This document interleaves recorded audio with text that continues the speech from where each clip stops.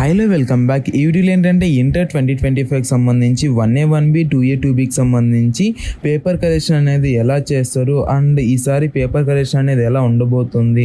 So board అనేది మీ పేపర్ని ఇలాగే కరెక్షన్ చేయడం అనేది జరుగుతుంది అనమాట. సో మీరు మ్యాథ్స్ ఎగ్జామ్ అనేది రాస్తే ఈ వీడియోలో ఏంటంటే ఫార్ములాస్ అనేది రాసే మార్క్స్ అనేది ఇస్తారా లేదా, అలాగే అటెంప్ట్ చేసే మార్క్స్ అనేది ఇస్తారా లేదా, అలాగే స్ట్రైక్ అవుట్స్ ఉంటే ఏంటి పరిస్థితి. సో దీనికి సంబంధించి వీడియోలో అయితే డిస్కస్ అనేది చేసుకుందాం. సో క్లియర్గా డీటెయిల్గా ఒక టీచర్ అన్నది ఎన్ని పేపర్స్ అనేది వాల్యుయేషన్ చేస్తారు అండ్ ఎన్ని మార్క్స్ వస్తే పాస్ అనేది చేస్తారు, దీనికి సంబంధించి కూడా ఈ వీడియోలో అయితే క్లియర్గా డీటెయిల్గా మాట్లాడుకుందాం. అండ్ చాలామంది ఏమంటున్నారంటే స్కీమ్ ఆఫ్ ఇవాల్యుయేషన్లో ఏదైతే ఉందో ఆ స్కీమ్ ఆఫ్ ఇవాల్యుయేషన్లో ఎలా ఉంటే అలాగే రాయాలా, లేదంటే బేబీ బుల్లెట్ బుక్లో లేదంటే షార్ట్ కట్స్ అనేది ఉన్నాయి అలా రాస్తే మార్క్స్ అనేది ఇస్తారా లేదా. సో దానికి సంబంధించి కూడా వీడియోలో అయితే డిస్కస్ అనేది చేసుకుందాం. ఇంకా వీడియోలోకి వెళ్ళిపోయినట్లయితే first of all first year paper valuation అన్నది సెకండ్ ఇయర్తో పోలిస్తే కొద్దిగా డిఫికల్ట్గా ఉండడం అయితే జరుగుతుంది అనమాట. So that's why first year వాళ్ళు కంపల్సరీగా చాలా ఫోకస్ అనేది చేసి మీరైతే మంచిగా ఎగ్జామ్ అనేది రాయండి. అండ్ ఫార్ములాస్ అనేది వేసే మార్క్స్ అనేది ఇస్తారా లేదా అంటే ఇదంతా పేపర్ వాల్యుయేషన్ అనేది చేయడానికి ఒక స్కీమ్ ఆఫ్ ఇవాల్యుయేషన్ అనేది ఉంటుంది అనమాట. సో స్కీమ్ ఆఫ్ ఇవాల్యుయేషన్లో ఏంటంటే మీకు స్కీమ్ ఆఫ్ ఇవాల్యుయేషన్లో ఏంటంటే ప్రతి ఒక్కటి పిన్ టు పిన్ అంటే ఏ పాయింట్కి ఎన్ని మార్క్స్ ఇవ్వాలి, ఫార్ములాకి ఎన్ని మార్క్స్ ఇవ్వాలి, ఏ స్టెప్కి ఎన్ని మార్క్స్ ఇవ్వాలి అన్నది పిన్ టు పిన్ ప్రతి ఒక్కటి అక్కడైతే ఇవ్వడం అయితే జరుగుతుంది. క్లియర్గా ఉంటుంది. So that's why scheme of ఇవాల్యుయేషన్ని ఫాలో అవుతూ ఏ ఫ్యాకల్టీ మెంబర్ అయినా ఏ పేపర్ వాల్యుయేషన్ చేసే అతనైనా స్కీమ్ ఆఫ్ ఇవాల్యుయేషన్ని ఫాలో అవుతూ పేపర్ వాల్యుయేషన్ అనేది చేయాలన్నమాట. సో అలా స్కీమ్ ఆఫ్ ఇవాల్యుయేషన్లో చూసి పేపర్ వాల్యుయేషన్ అనేది చేసేటప్పుడు అంటే కొంతమంది షార్ట్ కట్స్లో ఉంటాయి కదా, సో అలా షార్ట్ కట్లో రాస్తే మార్క్స్ అనేది ఇస్తారా లేదా అంటే నార్మల్గా ఏంటంటే ఇప్పుడు సో వేరే సబ్జెక్ట్స్ అనుకోండి, సో ఏదన్నా రాస్తే కొద్దిగా మార్క్స్ అనేది ఇవ్వడం మీద జరుగుతుంది. బట్ ఈ యొక్క మ్యాథ్స్ ఎగ్జామ్లో ఏంటంటే ప్రతి ఒక్కటి అంటే మీరు ఏదైతే ఫార్ములాస్ అండ్ స్టెప్స్ ఏవైతే ఉన్నాయో సో అవన్నీ చూసుకుంటూ వచ్చి లాస్ట్లో ఆన్సర్ అనేది చూసి తనైతే మార్క్స్ అనేది ఇస్తాడు. అండ్ ఏదైతే స్టెప్స్ ఉంటాయో స్టెప్స్ అన్ని కరెక్ట్ అయ్యి లాస్ట్లో మీకు అంటే ఏదైతే ఆన్సర్ ఉంటుందో ఆన్సర్ అనేది తప్పు వచ్చినా కూడా సో మ్యాక్సిమం 1 or 2 మార్క్స్ అన్నది అటు ఇటు చేసి మీకైతే మార్క్స్ అనేది ఇవ్వడం మీద జరుగుతుంది. కానీ సో ప్రతి ఒక్క టోటల్ మార్క్స్ అయితే తీసేయడం అయితే జరగదు అనమాట.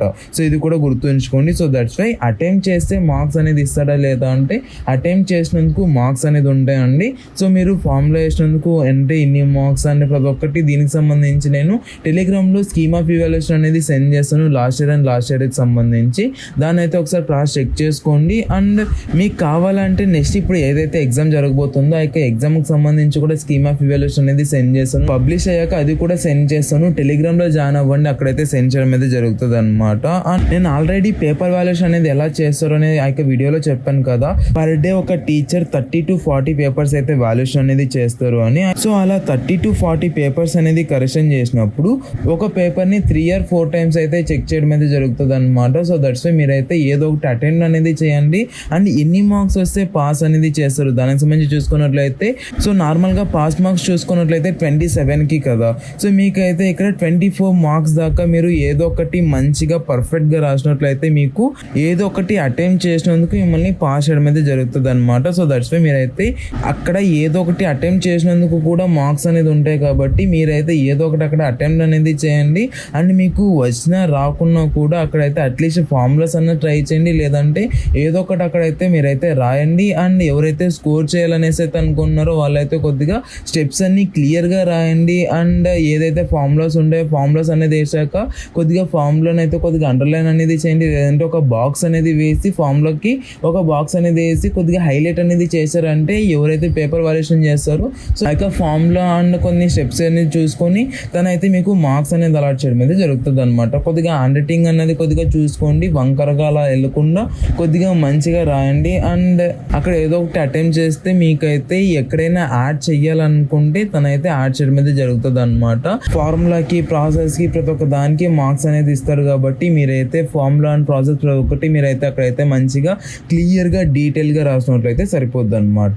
గుర్తుంచుకోండి, వేరే సబ్జెక్ట్లో ఎలాగైతే మార్క్స్ అనేది అలాట్ చేస్తారో అలాగైతే ఈ యొక్క మ్యాథ్స్ ఎగ్జామ్ పేపర్ వాల్యుయేషన్లో మాత్రం అలాగైతే మార్క్స్ అనేది అలాట్ చేయరు. ఎందుకంటే ఈ యొక్క మ్యాథ్స్లో ఏంటంటే ప్రాసెస్కి అలాగే ఏదైతే ఆన్సర్ వచ్చిందో దానికైతే మార్క్స్ అనేది ఇవ్వడం మీద జరుగుతుంది.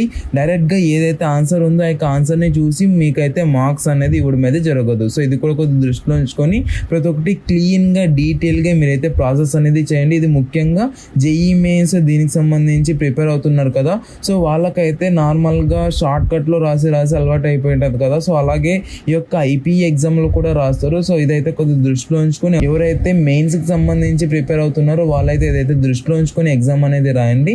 సో ఇలా మీరు మంచిగా రాశారంటే కంపల్సరీగా పాస్ అవుట్ మీద జరుగుతుంది అండ్ మీకైతే మంచి మార్క్స్ అనేది స్కోర్ చేయడం మీద జరుగుతుంది అనమాట. సో మ్యాథ్స్ ఎవరైతే రాస్తారో వాళ్ళకైతే ఈ యొక్క వీడియో అనేది షేర్ చేస్తారనేసి అనుకుంటూ ఈ వీడియో అయితే అంతే. Thank you so much watching. Have great day. Signing up from junior education hub and ఒక లైక్ అనేది చేయండి. ఈ వీడియోకి ఒక 400 లైక్స్ టార్గెట్ అనేది ఇస్తున్నారు. థ్యాంక్ యూ అండ్ జై Hind. Have great day. Signing up from junior education hub.